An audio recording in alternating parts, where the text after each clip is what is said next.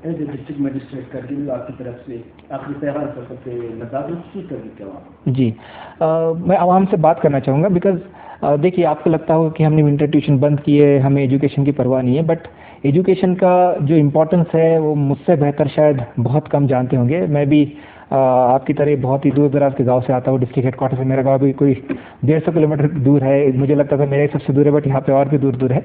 But education का जो importance है मैं बहुत अच्छे से जानता हूँ। बट उसके साथ ही में हमें आवाम की हेल्थ, जो बुजुर्ग हैं हमारे, कोमॉर्बिड लोग हैं या हमारे बच्चे हैं, उनकी हेल्थ के बारे में भी सोचना है। दोनों चीज़ों के बारे में, एजुकेशन के बारे में हमने बहुत सोचा। आपने देखा होगा लास्ट टाइम मार्च में मैंने स्कूल शुरू किए थे। जब तक सेकेंड वेव थोड़ी बड़ी नहीं तब तक हमने स्कूल शुरू रखे। उसके बाद भी सेकेंड वेव में भी 1-2 महीने बाद जब हमारे केसेस थोड़े कम हो गए थे, हमने कम्युनिटी क्लासेस चलाए। उसके बाद अगस्त से हमने बाकी क्लासेस भी रेगुलर स्कूल में चलाए थे। तो एजुकेशन को हम बहुत ज़्यादा इंपॉर्टेंस देते हैं डिस्ट्रिक्ट में।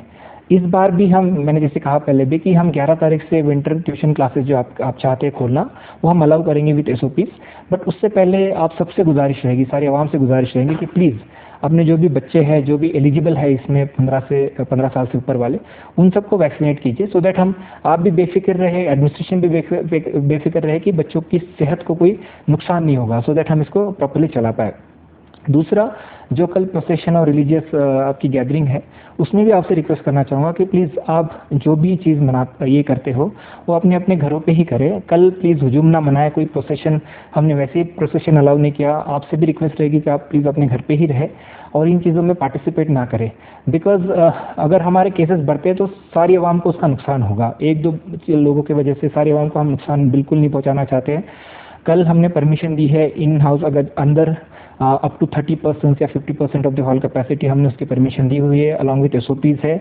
और जो भी उसमें शिरकत करेगा उन सब का रैपिड एंटीजन टेस्ट गेट पे किया जाएगा। हम अपनी मेडिकल टीम उस हिसाब से डिप्लॉय करके रखेंगे और बाकी भी मार्केट में और हर जगह नाके और सारी डिप्लॉयमेंट रहेगी। तो आप सबसे रिक्वेस्ट रहेगी कि प्लीज़ प्रोसेशन वाली चीज़ों में हिस्सा ना ले और करगिल को, सारी आवाम को महफूज रखने में एडमिनिस्ट्रेशन का पूरा साथ दे। Thank you.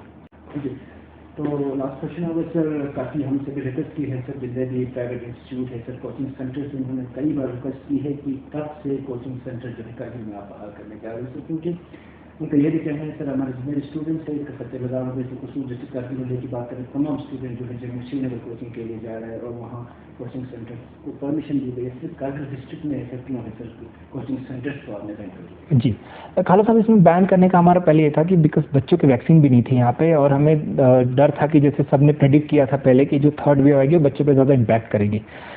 इसको देखते हुए हमें बैन करना पड़ा था कोचिंग सेंटर। बट इसमें मैं और एक चीज़ ऐड करना चाहूँगा कि हम इस बार गवर्नमेंट की तरफ से भी ट्यूशन सेंटर चलाने वाले हैं। हमने कोई 2 करोड़ का उसमें प्रोविज़न रखा था। हम हर विलेज लेवल पे जहाँ पे हायर सेकेंडरी स्कूल है वहाँ पे हम कोचिंग सेंटर चलाने वाले थे और उसमें एम्प्लॉयमेंट भी मिल जाता है जो वहाँ पे पढ़े लिखे बच्चे जो वहाँ पे पढ़ाएंगे हमारे कोचिंग सेंटर्स में।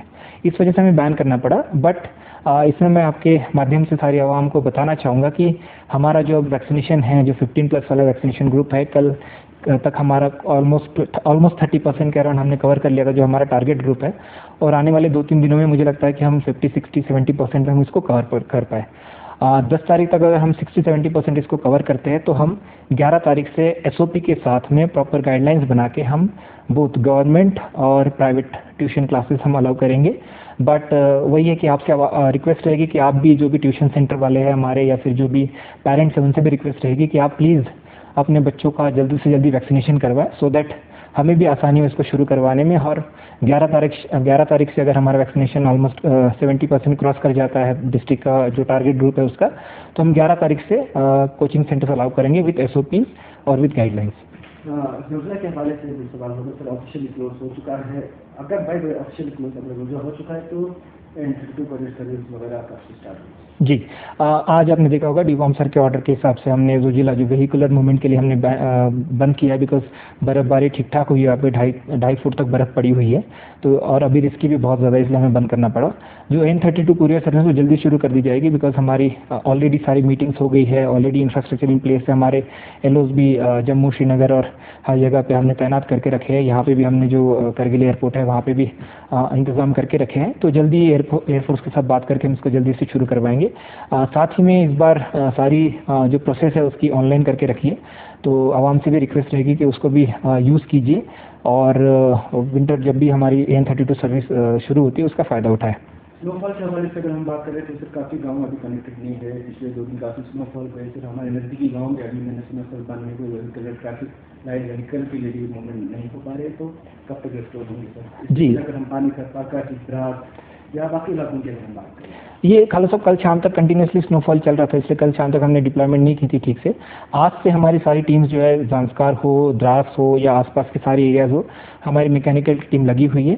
1-2 दिन में मुझे लगता है सारे लिंक रोड्स हमारे क्लियर हो जाएंगे, बिकॉज हमारा मेन फोकस सारे एरियाज को कनेक्ट करना है। बट चूँकि परसों कल शाम से फिर से heavy to very heavy snowfall दिखाया गया है, तो मुझे लगता है जैसे ही स्नोफॉल खत्म होता है वैसे ही सारे रोड हमारे 1-2 दिन में सारे के सारे क्लियर हो जाएंगे।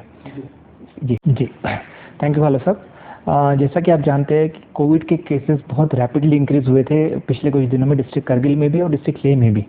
हमारे यहाँ पे 2 दिन पहले की टैली 90+ थी एक्टिव पॉजिटिव केसेस की, जो पिछले 6-7 महीने में हाईएस्ट एवर थी।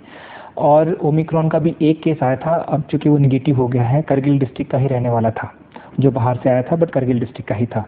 दूसरा, पूरे हिंदुस्तान की और अगर पूरी दुनिया की बात की जाए तो ओमिक्रॉन के और रैपिडली जो थर्ड वेव वाले केसेस वो बहुत ज़्यादा तेज़ी से बढ़ रहे हैं।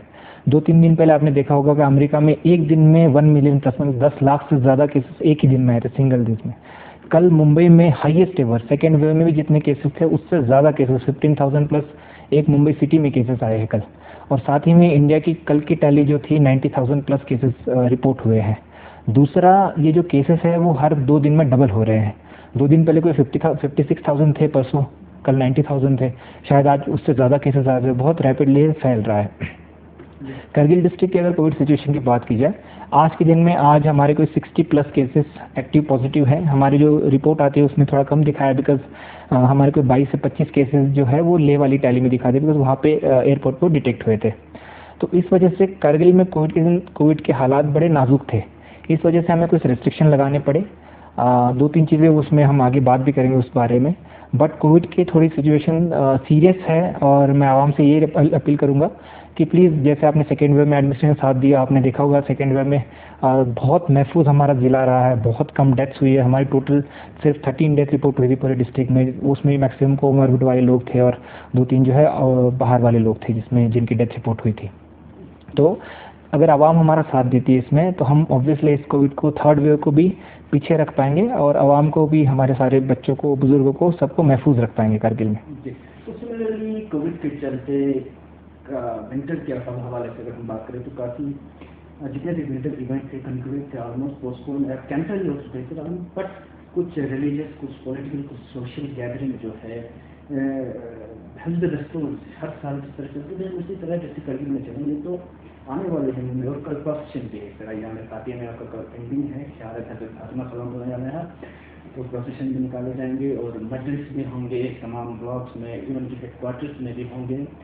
तो उन पे किसी भी किस्म की इम्प्लीमेंटेशन या आप प्रोसेशन निकालने के लिए परमिशन दी जाएगी या नहीं? जी, आपने सही फरमाया। जो विंटर टूरिज्म का सबसे बड़ा पोटेंशियल वाला एरिया होता है यहाँ पे, लेपर्ड साइटिंग का और चादर ट्रेक का, वो दोनों चीज़ें बैन करती गई थी। बहुत पहले ऑर्डर आया था कोविड की सिचुएशन को देखते हुए। उसके बाद जो ज़ांस्कार फेस्टिवल है उसको भी हमने बैन किया है। आने वाले जितने फेस्टिवल उनको हमने बैन कर रखा है, ऑर्डर में क्लियरली मेंशन्ड है। आपने रिलीजियस चीज़ों की बात की, उसमें हमने SOP के तहत 30% तक अलाउ किया था। बट कल की जो प्रोसेशन और गैदरिंग है, हमने दोनों स्कूल को, दोनों इदारों को और बाकी भी जो आउटस्कर्ट्स में हमारे ऑर्गेनाइजेशन है उनको हमने क्लियरली बताया कि कोई भी प्रोसेशन अलाउड नहीं रहेगा, क्योंकि उसमें नेशनल डिजास्टर मैनेजमेंट अथॉरिटी और लद्दाख डिजास्टर मैनेजमेंट अथॉरिटी दोनों की गाइडलाइन है और साथ में डिस्ट्रिक्ट अथॉरिटी की भी गाइडलाइंस है। और रिसेंटली हमने ट्रस्ट को हमने ऑर्डर यहाँ से परमिशन भी दी है कांग्रेगेशन करने की, जुलूस निकालने की उसमें परमिशन नहीं है। उसमें हमने SOP भी लिखी हुई है जो कि 30% या 50% ऑफ दी हॉल कैपेसिटी है। तो आवाम से यही गुजारिश रहेगी, क्योंकि कोविड सिचुएशन हम नहीं चाहते आपके कोई भी धर्म के बीच में एडमिनिस्ट्रेशन आए, ये बिल्कुल नहीं चाहते। जब भी कोविड सिचुएशन इंप्रूव हुई, हमने कोई रिस्ट्रिक्शन नहीं लगाया, पूरा खुला रखा है। बट चूँकि हमें पहले आवाम की हेल्थ को देखना है, लोगों की हेल्थ को देखना है, उनको महफूज रखना है, इसलिए हम चाहते थे कि यहाँ पे प्रोसेशन ना हो। और सिर्फ ये फर्स्ट एक बात की बात है, उसके बाद जब भी कोविड सिचुएशन इंप्रूव होगी उसके बाद हम जो नॉर्मल हालात होते हैं उसको नॉर्मल ही रखेंगे। दूसरा, मैं इसमें एक चीज़ ऐड करना चाहूँगा, क्योंकि जब कोविड केसेस बढ़ते हैं तो हमें रेस्ट्रिक्शन और ज़्यादा लगाने पड़ते हैं, और विंटर में वैसे ही यहाँ पे चीज़ों की कमी होती है, बाकी सारी चीज़ें भी है। हम नहीं चाहते लॉकडाउन लगाना, बिल्कुल नहीं चाहते। हम ये नहीं चाहते कि दुकानें बंद करवाए, हम ये नहीं चाहते कि और भी ज़्यादा बाकी वाली चीज़ों पे भी रेस्ट्रिक्शन लगाए। तो हमें इन सारी चीज़ों से अगर बचना है तो कोविड को कंट्रोल में रखना पड़ेगा डिस्ट्रिक्ट में, सो दैट आम लोग जो है उनकी ज़िंदगी आराम से चलती रहे, आराम से वो गुजर बसर कर पाए अपना।